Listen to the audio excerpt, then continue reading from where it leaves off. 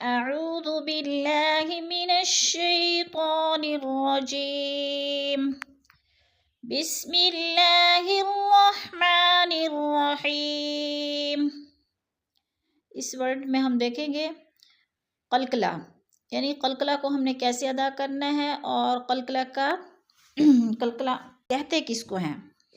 لا اقسم، لا پہ تو مد منفصل ہو رہی ہے، 4 الفی مد ہے، 4 حرکات کے برابر ہم نے اس کو کھینچ کر پڑھنا ہے، کیونکہ حروف مدہ کے بعد حمزہ دوسرے کلمے میں ہے تو مد منفصل ہے۔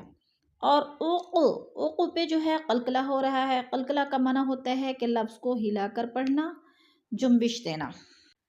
بِهَذَا الْبَلَدِ، بہا کے اوپر کھڑی زبر ہے، کھڑی زبر کو بھی ہم نے حروف مدہ جتنا لمبا کرنا ہے، یعنی 1 الف 2 حرکات کے برابر۔ اور بِهَذَا، درمیان میں الف زائد ہے، ذال کو لام کے ساتھ ملا کر پڑھیں گے، اور بلد پہ پھر قلقلہ کرنا ہے، جیسے وقف کی صورت میں دال کے اوپر بلد قلقلہ کر کے پڑھیں گے۔ لا اقسم بِهَذَا الْبَلَدِ،